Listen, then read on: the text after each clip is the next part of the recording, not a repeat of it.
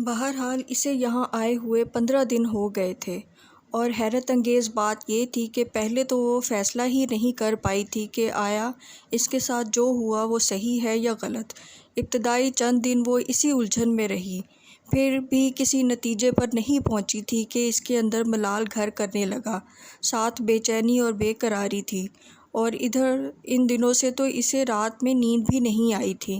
کسی وقت ذرا دیر کو آنکھ لگتی تو پھر چونک کر اٹھ بیٹھتی، پھر صبح کے قریب کہیں جا کر نیند یوں مہربان ہوتی کہ پھر دوپہر تک وہ بے خبر سوئی رہتی۔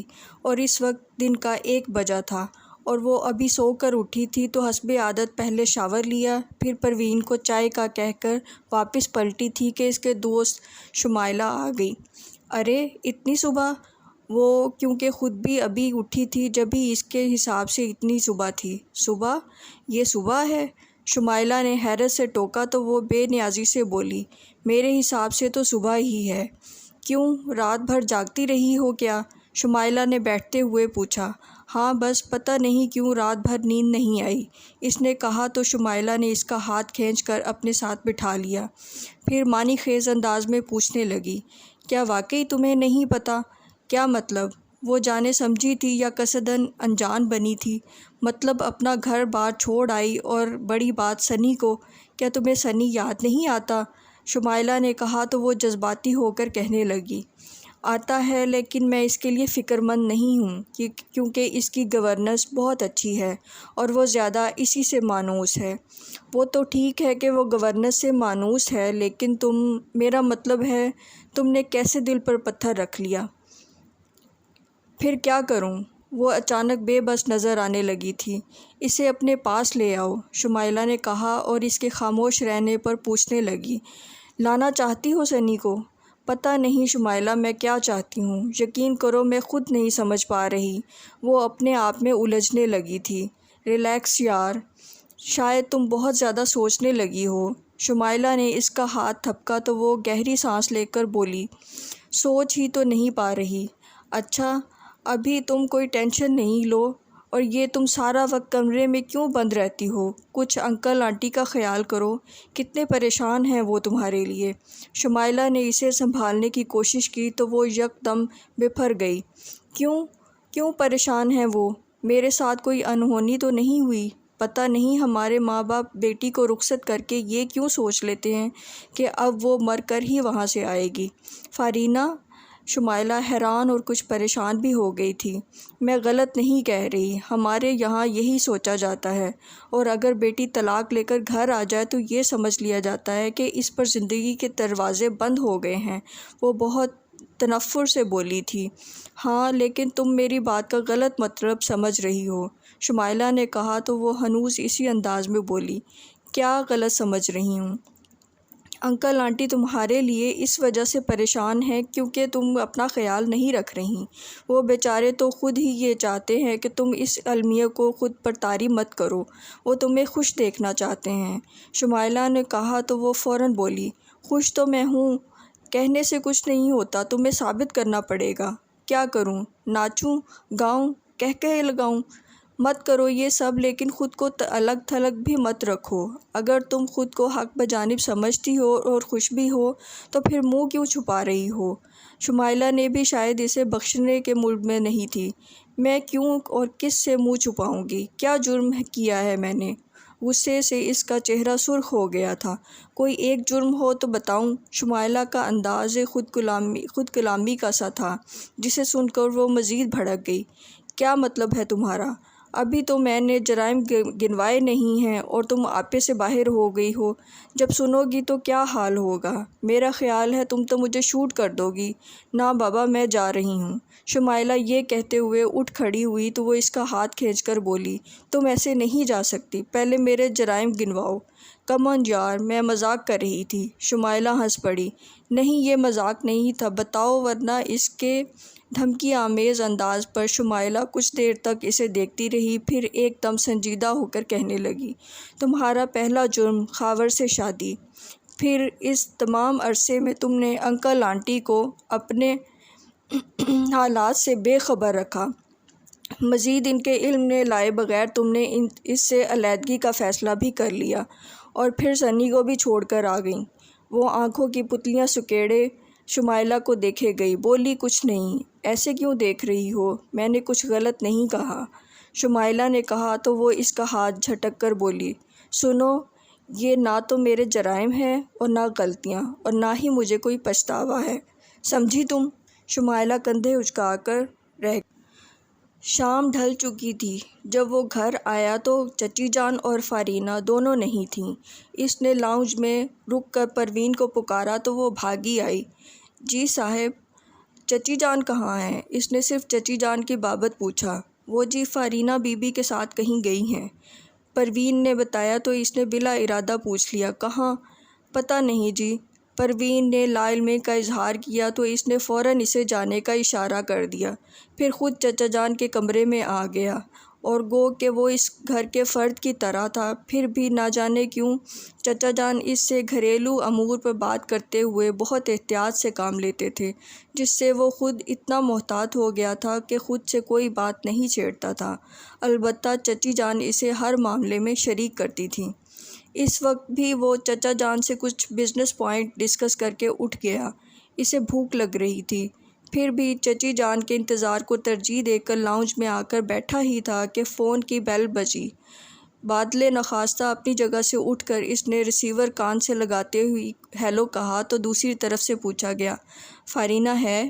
بس ایک پل کی بے دھیانی کے بعد فوراً ٹھٹک گیا، کیونکہ وہ خاور کی آواز پہچان چکا تھا۔ پھر بھی کچھ دیر رک کر انجان بن کر پوچھنے لگا، جی آپ کون؟ خاور، پلیز فارینہ کو بلا دیں۔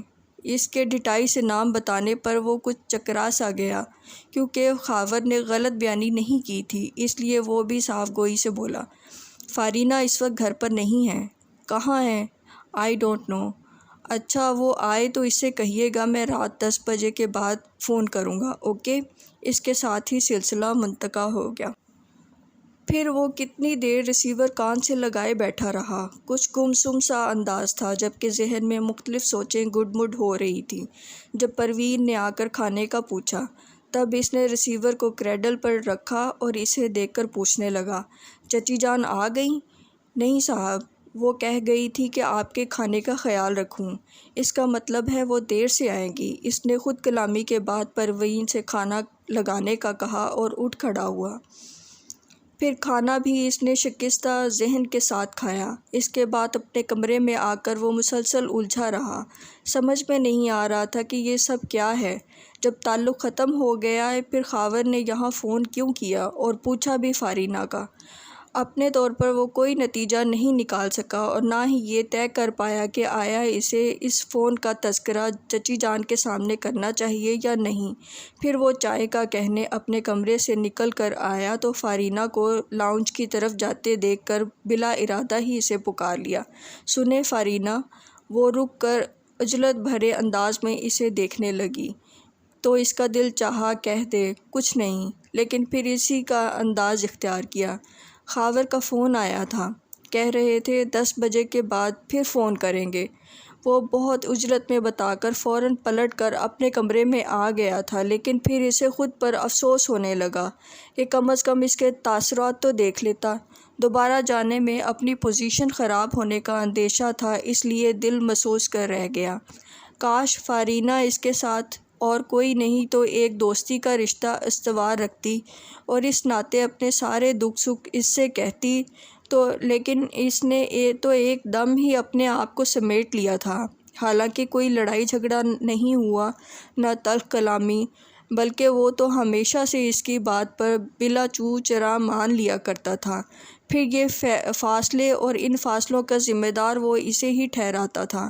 انسان جب کسی کو بہت زیادہ اہمیت دینے لگتا ہے، خود اپنی ذات سے بھی بڑھ کر، تو پھر شعوری یا لاشعوری طور پر سارے سود و زیاں اس کے کھاتے میں ڈالتا جاتا ہے، کیونکہ اپنے بارے میں یقین ہوتا ہے کہ ہم نے کبھی اس کے لیے غلط نہ سوچا تھا، جو کیا اس کی خوشی کی خاطر، یوں اپنا دامن صاف نظر آتا ہے۔ ابھی بھی وہ سارے الزام اس کے سر پر رکھ رہا تھا۔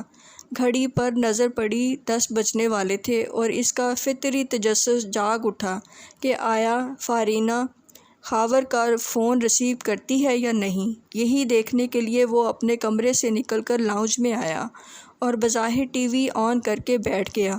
کچھ دیر بعد آہٹ پر اس نے دیکھا کہ فارینہ فون تک آئی، پھر پلٹ کر اپنے کمرے میں چلی گئی۔ وہ سمجھ گیا کہ اس کے سامنے وہ بات نہیں کرنا چاہتی، پھر بھی وہیں جم کر بیٹھا رہا۔ حالانکہ یہ انتہائی عامیانہ سی حرکت تھی، لیکن اسے کچھ ضد سی ہو گئی تھی۔ وہ 11 بجے تک انتظار کرتا رہا، پھر نیند غالب آنے لگی تو اٹھ کر ٹی وی کا بٹن آف کیا اور خاور کا فون نہ آنے کا سبب سوچتا ہوا لاؤنج سے نکل رہا تھا کہ فون کا پلگ فرش پر دیکھ کر پہلے ٹھٹکا، پھر سارا معاملہ سمجھتے ہوئے جہاں اپنے آپ میں ندامت محسوس ہوئی وہاں تھوڑا سا اطمینان بھی ہوا تھا، پھر آگے بڑھ کر پلگ لگایا اور جیسے ہی پلٹا فون کی بیل بجنے لگی، گویا دوسری طرف سے مسلسل ٹرائی کی جا رہی تھی۔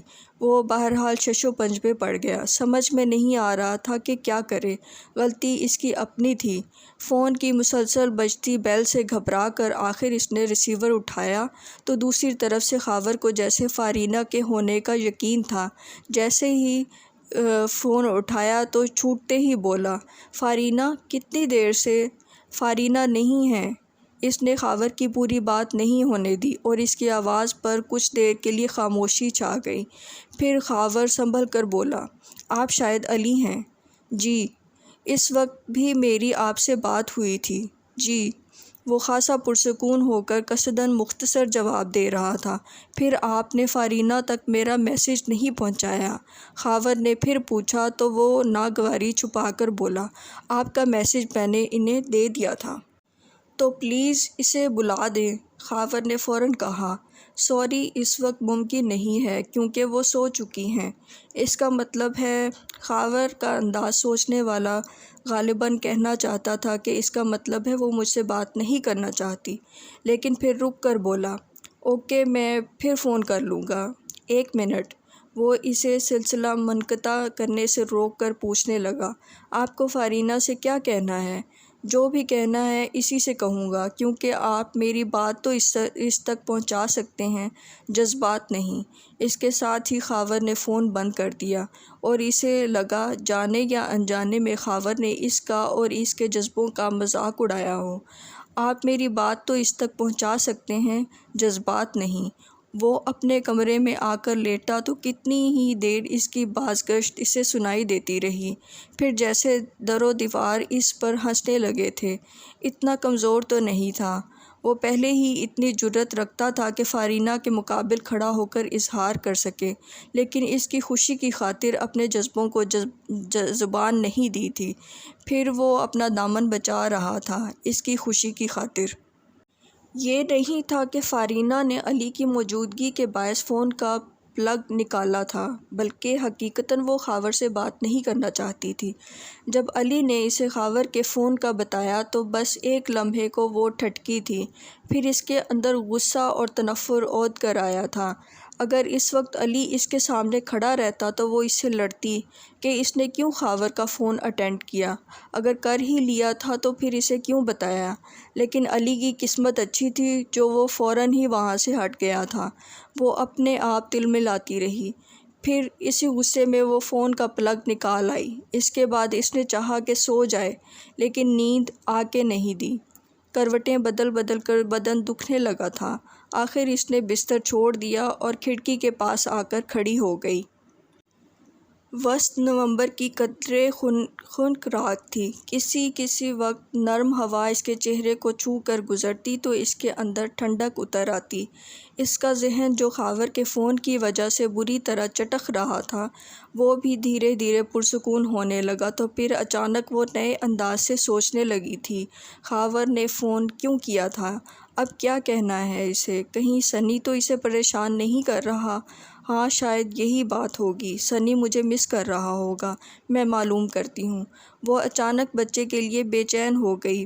پھر اس نے یہ خیال بھی نہیں کیا کہ اس وقت رات کے 3 بجے ہیں اور اس وقت خاور کو فون کر ڈالا۔ دوسری طرف مسلسل بیل جا رہی تھی، پھر کتنی دیر بعد خاور کی نیند میں ڈوبی ہوئی آواز سنائی دی، "ہیلو خاور، میں فارینہ۔" اس نے کہا تو خاور جیسے یکلخت پوری طرح بیدار ہو کر اٹھ بیٹھا تھا۔ ہاں فارینہ، میں رات کتنی دیر تک؟ سنی کیسا ہے؟ اس نے خاور کی بات پوری نہیں ہونے دی۔ ٹھیک ہے، خاور جیسے ڈھیلا پڑ گیا تھا۔ مجھے مس کرتا ہے؟ ہاں، اور اس سے زیادہ میں تمہیں مس کر رہا ہوں، خاور نے کہا تو فوری طور پر اس کی سمجھ میں نہیں آیا کہ وہ کیا کہے۔ سنو فارینہ، تم بھی مجھے مس کر رہی ہو نا؟ خاور نے اس کی خاموشی محسوس کر کے پوچھا تو وہ یکدم سختی سے بولی، نہیں، جھوٹ مت بولو فارینہ، میری محبت ایسی بودی نہیں تھی جو چند دنوں میں بھلائی جا سکے۔ وہ اسے گرفت میں لینے کا فن جانتا تھا اور وہ واقعی الجھ گئی تھی۔ تم کیا کہنا چاہتے ہو؟ دیکھو، اس دن میں ہوش میں نہیں تھا، اور ایسے عالم میں میرے منہ سے جو کچھ بھی نکلا اس کی کوئی اہمیت نہیں ہے۔ تم واپس آ جاؤ۔ کیا؟ اس نے بمشکل اپنی چیخ کو روکا تھا۔ میں ٹھیک کہہ رہا ہوں فارینہ، ہمارا ناطہ کچے دھاگے جیسا نہیں تھا، ہم مضبوط ڈوری سے بندھے تھے، جسے مزید مضبوط بنانے والا سنی ہے، اور سنی کو ہم دونوں کی ضرورت ہے۔ ہاں، لیکن اب کچھ نہیں ہو سکتا۔ اس نے کوشش سے روٹھا انداز اختیار کیا تو وہ زور دے کر بولا، کیوں نہیں ہو سکتا؟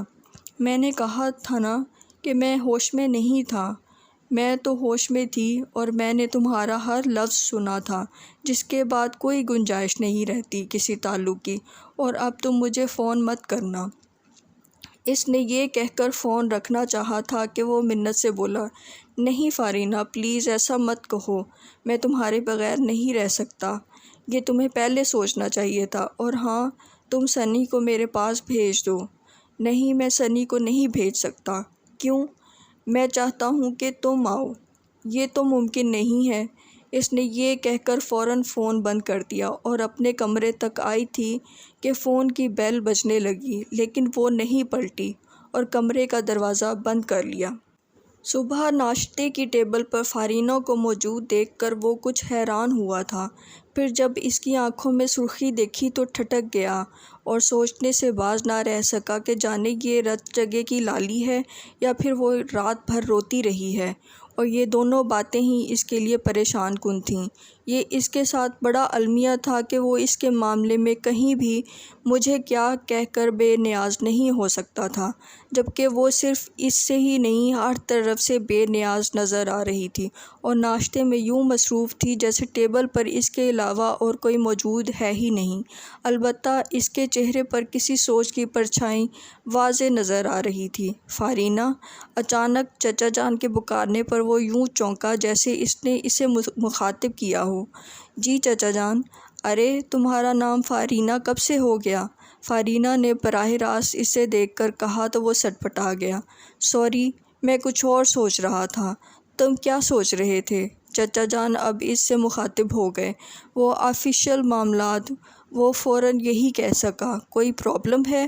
نو پرابلم، وہ کہہ کر اٹھ کھڑا ہوا تو چچی جان نے ٹوکا، بیٹا ناشتہ تو کر لو۔ بس کر لیا۔ اچھا چچا جان، میں چلوں؟ ہاں بیٹا، میری طبیعت ٹھیک ہوئی تو میں آ جاؤں گا۔ نہیں، آپ آرام کریں، ایک دو ضروری فائلیں ہیں، وہ میں یہیں لے آؤں گا، اس نے کہا، اور چچا جان کے اس بات میں سر ہلانے پر خدا حافظ کہا۔ پھر کتنے دن گزر گئے، پتہ نہیں خاور فارینہ سے بات کرنے میں کامیاب ہوا کہ نہیں، اسے اس بارے میں کچھ پتہ نہیں چلا، اور شاید چچی جان بالکل ہی بے خبر تھیں، ورنہ اس سے ضرور ذکر کرتیں۔ وہ ان دنوں ایک تو آفس میں کچھ الجھنیں پیدا ہو گئی تھیں، دوسرے نواب شاہ سے ابا کا بلاوے پہ بلاوا آ رہا تھا، مزید چچا جان بیمار پڑ گئے جس سے آفس میں اس کی مصروفیات بڑھ گئیں، اور وہ نواب شاہ جانے کے لیے ایک دن بھی نہیں نکال پا رہا تھا۔ آفس کا کام اگر معمول کے مطابق چل رہا ہوتا تو وہ مینیجر پر چھوڑ سکتا تھا، لیکن اب مجبوری تھی، جب تک چچا جان ٹھیک ہو کر آفس جانے کے قابل نہ ہو جائیں وہ کہیں نہیں جا سکتا تھا، جبکہ چچا جان ٹھیک ہو کر آفس جانے کے قابل نہیں تھے۔ ابا کو اس نے خط لکھ کر حالات سے آگاہ کرنے کے ساتھ ساتھ کچھ دن بعد آنے کو کہا تو خط ملتے ہی ابا خود چلے آئے۔ ابا حسب سابق سیدھے آفس آئے تھے، کیونکہ انہیں گھر ڈھونڈنے میں بہت دشواری ہوئی تھی۔ ایک ہی جیسی سڑکیں اور لائن سے بنے بنگلے وہ ہمیشہ بھول جاتے تھے اور کتنی مرتبہ خوار ہوئے تھے۔ آخر اس نے انہیں آفس کا راستہ دکھایا تھا کہ جب آنا ہو یہیں آئیں۔